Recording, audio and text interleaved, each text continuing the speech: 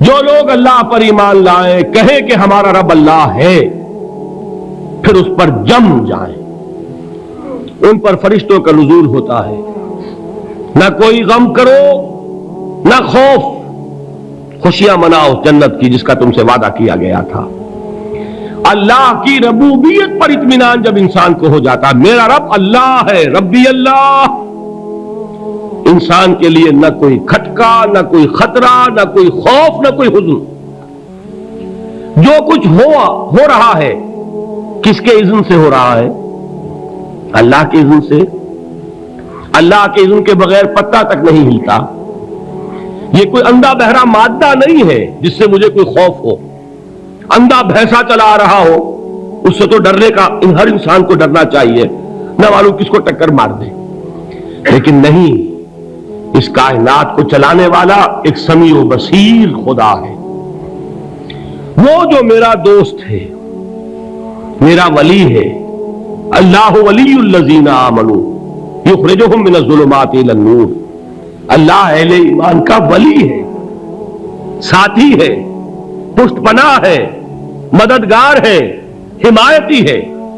بتائیے جسے یقین ہو جائے کہ اللہ میرا مددگار، اللہ میرا محافظ، اللہ میرا پشت پناہ، اللہ میرا حمایتی، اس کے لیے کوئی خوف ہوگا؟ اس سے کوئی ڈر ہوگا؟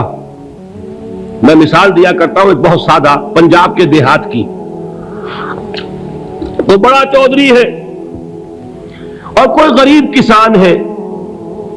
اس غریب کسان کے جانوروں کو ہر وقت اندیشہ ہوگا چوری کا، کوئی میری بھینس کھول کر نہ لے جائے، کوئی میرا بیل کھول کر نہ لے جائے۔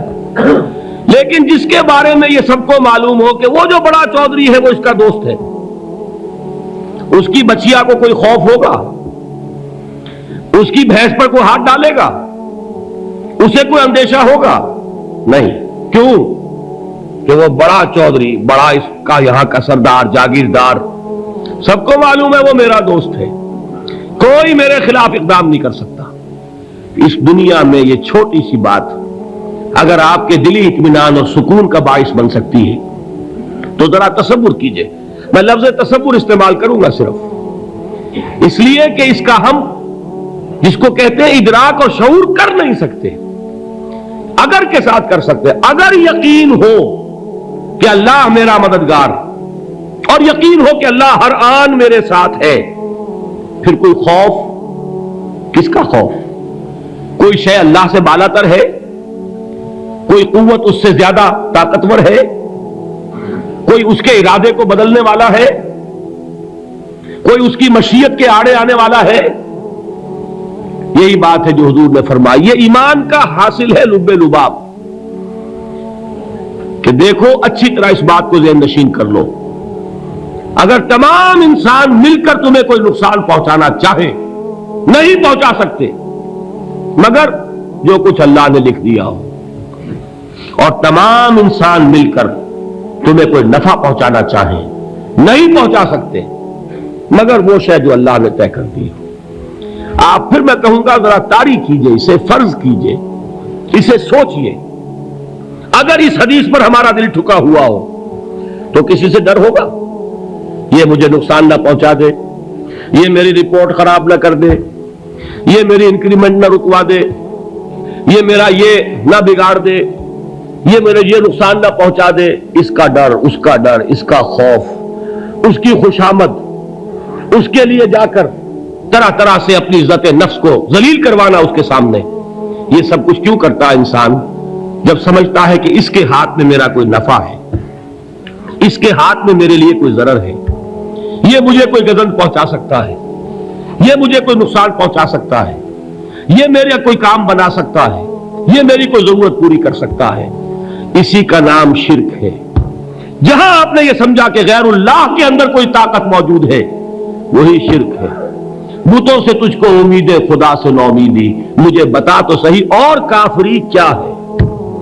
شرک تو یہ ہے جس پر بھی تمہیں یہ خیال ہے، کلمہ ہے یہ کلمہ سوم، لا حول ولا قوت الا باللہ، ذرا اس پر دل کو کبھی اگر آپ تصور کریں، پھر فرض کریں، دل ٹھک جائے، اس پر کوئی طاقت نہیں۔ یہی بات تھی جو شیخ عبد القادر جیلانی رحمۃ اللہ علیہ نے اپنی وصیت میں اپنے بچے سے کہی. 11ویں دینے والے ہیں، لیکن حضرت شیخ عبد القادر جیلانی کی وصیت اور تعلیمات کو کتنے لوگ ہیں جانتے ہو؟ یہ جن مقامات تک پہنچے ہیں وہ کس چیز کی بدولت پہنچے؟ انہوں نے جو پیغام دیا وہ کیا تھا؟ اے میرے بچے، جس طریقے سے قرآن مجید میں حضرت لقمان کی نصیحتیں جو ہے نقل کر دی گئی ہیں، میں یہ عرض کروں گا بالفرض اگر قرآن حضرت عبد القادر جیلانی کے بعد نازل ہوا ہوتا تو شیخ عبد القادر کی یہ نصیحتیں بھی قرآن میں درج ہوتی. اتنی اونچی نصیحتیں ہیں. اے میرے بچے، اس حقیقت کو ذہن نشین کر لے، لا فاعل فی الحقیقت ولا مؤثر الا اللہ. اس کائنات میں نہ کوئی فاعل حقیقی ہے نہ مؤثر حقیقی ہے سوائے اللہ کے. کسی شے میں کوئی تاثیر نہیں اگر اللہ نہ چاہے. آگ جلا نہیں سکتی اگر اللہ نہ چاہے. پانی ڈبو نہیں سکتا اگر اللہ نہ چاہے. زہر ہلاک نہیں کر سکتا اگر اللہ نہ چاہے. کوئی چیز فائدہ نہیں پہنچا سکتی اگر اللہ نہ چاہے. تو در در پہ کیوں سر جھکاتے ہو؟ در در پر کیوں جبیں سائی کرتے ہو؟ سب کے سامنے کیوں ہاتھ پھیلاتے ہو؟ ایک اللہ سے مانگو. ایک اللہ کے سامنے زمین پر اپنی جبین رکھو. لا فاعل فی الحقیقت ولا مؤثر الا اللہ. نظر آتا ہے ہمیں کہ پانی پیاس بجھا دیتا ہے. پیاس بجھانے کی صلاحیت پانی میں نہیں ہے، اللہ کے اذن سے.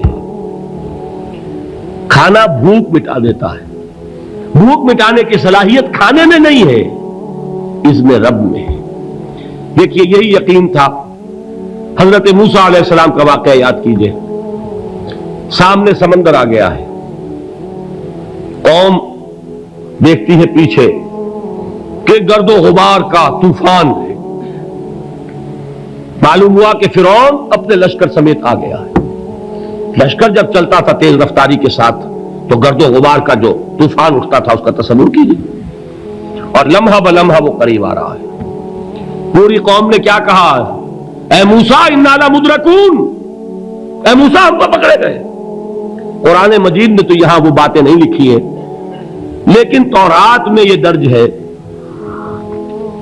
کہ بنی اسرائیل جھگڑنے لگے، دست و گریبان ہو گئے موسیٰ کے ساتھ.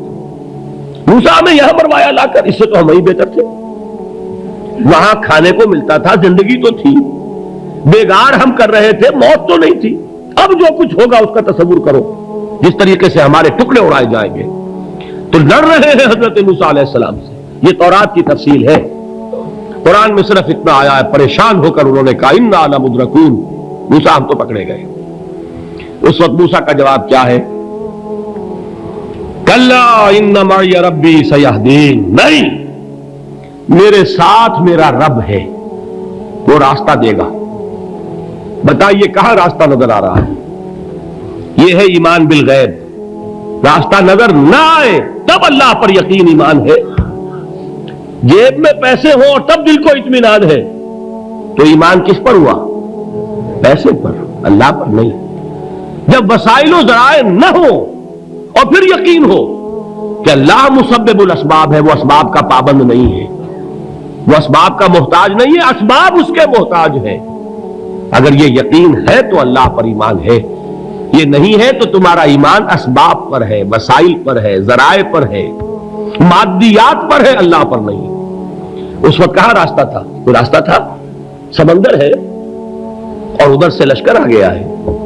کلا ان معی ربی سیہدین. اب دیکھیے ایمان کہہ دینا آسان ہے، ہوا معکم اینما کنتم. جہاں کہیں بھی تم ہوتے ہو اللہ تمہارے ساتھ ہوتا ہے. لیکن اس کا یقین قائم ہو جائے تو زمین و آسمان کا فرق واقع ہو جائے.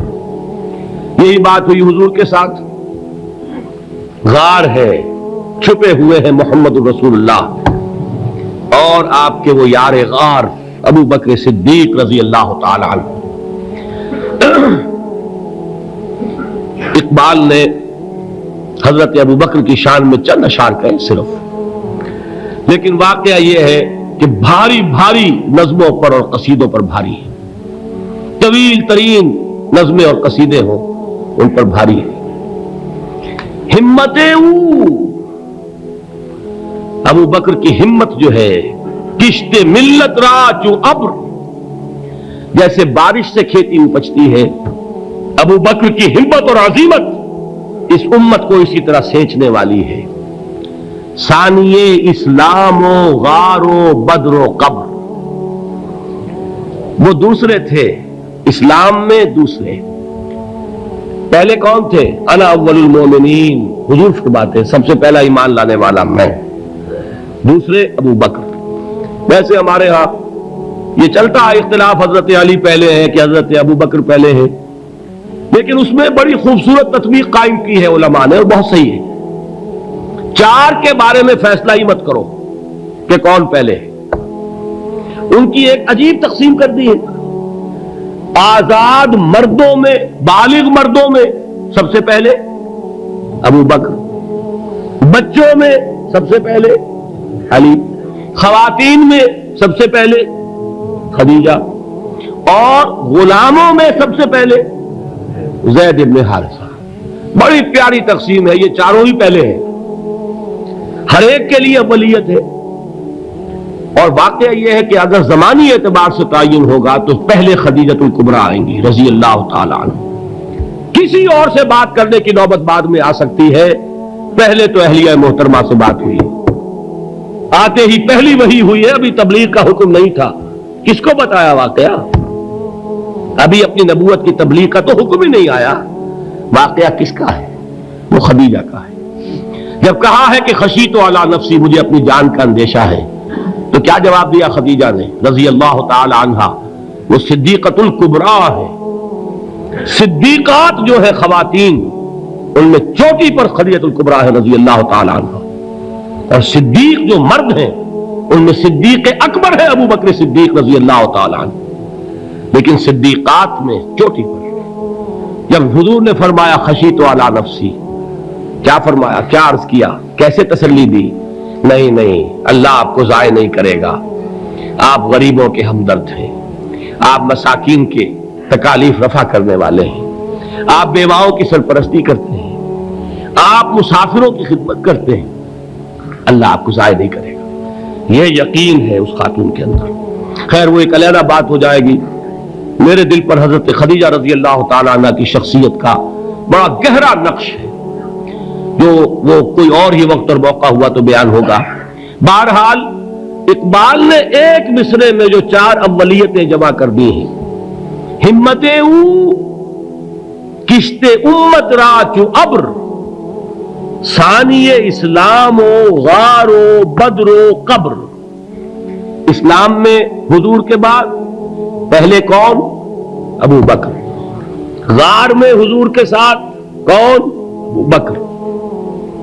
بدر کی رات اللہ کا رسول سر بسجود، وہ گھاس پھوس کی جو جھوپڑی بنائی گئی تھی، اور وہاں تلوار ننگی لے کر پہرا دینے والا کون؟ ابو بکر۔ اور اس حجرہ عائشہ میں محمد کے بعد سب سے پہلے دفن ہونے والا کون؟ ابو بکر رضی اللہ تعالی عنہ صلی اللہ علیہ وسلم۔ وہ جو معاملہ میں سنا رہا تھا غار ثور کا، حضرت ابو بکر بھی حضور کے خیال سے لرز گئے ہیں۔ آپ کو یاد ہوگا کہ جا کر پہلے تمام جتنے سوراخ تھے انہیں بند کیا ہے، ایک سوراخ رہ گیا تھا جس کو بند کرنے کے لیے کوئی کپڑا نہیں تھا، وہاں اپنی ایڑی رکھی ہے، تب کہا ہے حضور سے تشریف لائیے، اور اپنے زانو پر حضور کو لٹایا ہے، اور وہاں کسی موذی جانور نے کاٹا ہے، حضور کی آنکھ لگ گئی تھی، اس وقت اس بل کے اندر جو بھی بچھو ہے کیا ہے واللہ عالم، اس نے کاٹا ہے، اس کی تکلیف کی وجہ سے ابو بکر کی آنکھوں سے آنسو ٹپک گئے، حضور کے چہرے مبارک پر پڑے ہیں کہ حضور جاگے ہیں، معاملہ کیا ہے؟ ایڑی نہیں ہٹائی وہاں سے، مبادا وہ جانور وہاں سے نکل کر محمد الرسول اللہ کو کوئی گزن پہنچا دے، ابو بکر کی ایڑی ہے، جس طرح چاہے کھا لے، ختم کر دے، جان نکل جائے تب کوئی آنچ آئے، محمد پر تو آئے، لیکن جیتے جی نہیں۔ وہ ہے ابو بکر۔ حضور کے خیال سے اس وقت حضور نے پھر اپنا لعاب دہن لگایا ہے، اور اس سے پھر آپ کی تکلیف ختم ہوئی۔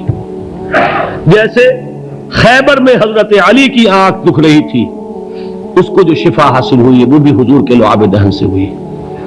تو بہرحال اس وقت انہوں نے کہا ہے کہ اے نبی یا رسول اللہ، اگر اس وقت ان میں سے کسی نے غیر ارادی طور پر بھی اپنے قدموں کی طرف جھانک لیا تو پکڑے جائیں گے۔ کیا جواب تھا اللہ کے رسول کا؟ لا تحزن ان اللہ معنا، اللہ ہمارے ساتھ ہے، کیوں گھبراتے ہو ابو بکر؟ یہ ہے ایمان باللہ، میرا مالک اللہ، میرا رازق اللہ، میرا محافظ اللہ، میرا مددگار اللہ، میرا پشت پناہ اللہ، میرا دوست اللہ۔ یہ دوستی ہے اللہ کی جو لب لباب ہے، حاصل ہے ایمان کا، اسی کا نام ولایت ہے۔ اولیاء اللہ کے سروں پر سینگ نہیں ہوتے، جس کے دل میں ایمان راسخ ہو چکا ہو وہی اللہ کا ولی ہے، جسے اللہ پر یقین ہو چکا ہے وہی اللہ کا ولی ہے، جسے یقین ہے اللہ میرے ساتھ ہے، میرا مددگار، میرا پشت پناہ، میرا ساتھی، میرا دوست، میرا محبوب، میرا محب۔ اللہ اہل ایمان سے محبت کرتا ہے۔ واللہ یحب الصادقین، ان اللہ یحب الذین یقاتلون فی سبیلہ صفا کانہم بنیان مرصوص۔ اللہ محبت کرنے والا، اہل ایمان محبوب، اور اہل ایمان محبت کرنے والے اللہ محبوب۔ والذین آمنوا اشد حبا للہ۔ آپ تصور کیجئے جسے یہ رشتہ ایمان یا رشتہ ولایت حاصل ہو جائے، الا ان اولیاء اللہ لا خوف علیہم ولا هم یحزنون، آگاہ ہو جاؤ، اللہ کے دوستوں کے لیے نہ کوئی خوف ہے نہ کوئی حزن ہے۔